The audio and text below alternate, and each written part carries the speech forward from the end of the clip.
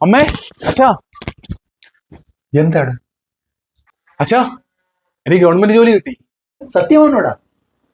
അതെ അച്ഛാ. Congratulations. Thank you.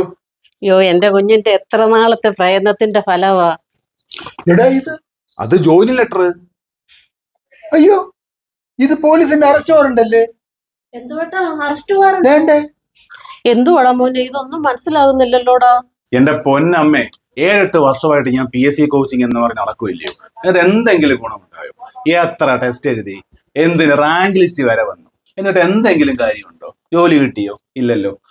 അങ്ങനെ ഇരിക്കുമ്പോഴാണ് ഇന്നലെ പത്രം വായിച്ചപ്പോൾ എനിക്ക് മനസ്സിലായത്, നമ്മുടെ കേരള സർക്കാർ തടവ് പുള്ളികളുടെ ശമ്പളം ഒരു ദിവസം 620 രൂപയാക്കിയിട്ടുണ്ടെന്ന്. നിങ്ങളൊന്ന് ആലോചിച്ച് നോക്കി. ഒരു ദിവസം 620 എന്ന് പറയാൻ നേരം ഒരു മാസം ഏകദേശം 20,000 രൂപ വരുന്നുണ്ട്. ഒരു വർഷം 2.25 ലക്ഷം രൂപ.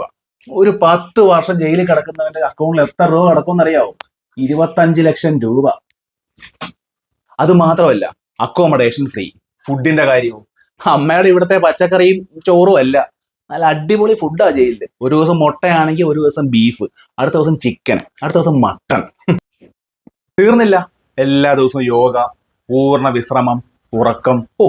ശരീരത്തിനും മനസ്സിനും എന്തൊരു ഉന്മേഷമാണെന്ന് അറിയാവോ? അല്ല, ജയിലിൽ പോകാൻ പറ്റുന്ന എന്താ ചെയ്ത്? രാവിലെ ഇങ്ങോട്ട് വരുന്ന വഴി ഒരു സാമൂഹ്യ വിരുദ്ധനെ ഞാൻ അങ്ങ് വെട്ടി. അവനിപ്പോ ആശുപത്രിയിലാന്നാ കേട്ടത്. എന്നാലും എന്റെ മോനെ ജയിലെന്നൊക്കെ പറയുമ്പോഴേ ഒരെന്നാലും ഇല്ല. അച്ഛനെവിടെ അമ്മ ഉണ്ടാക്കുന്ന ചോറും പച്ചക്കറി അവരുന്നോട് ജീവിച്ചു. ഞാൻ ജയിലിലൊക്കെ ഒന്ന് പോയി ബോഡിയൊക്കെ ഒന്ന് ബിൽഡ് ചെയ്തിട്ട് വരാം. അയ്യോ, ഇപ്പഴേ ഓർത്തെ, പോലീസ് സ്റ്റേഷൻ ഇറങ്ങി ഓടിയേനെ. അവരെന്നെ തപ്പി ഇപ്പൊ ഇങ്ങ് വരും. അത് അടുത്തൊരു കേസാവും. എന്തേലും ആട്ടെ. പിന്നെ എന്നെ തിരക്കി ജയിലിലൊന്നും വരണ്ട, കാണാനൊന്നും. കേട്ടല്ലോ, കാശിന് ആവശ്യമുള്ളപ്പോ പറഞ്ഞാൽ മതി.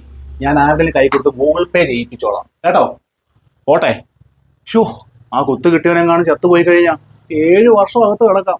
7 വർഷം കൊണ്ട് എന്ത് കാശുണ്ടാക്കാം. ഒന്ന് പ്രാർത്ഥിച്ചേക്കണേ രണ്ടുപേരും. നിനക്ക് ജോബിനെന്തും കിട്ടാൻ തന്നെ പ്രാർത്ഥന. ഹാപ്പി ജേർണി മോനെ. ഓക്കേ, ടാറ്റാ.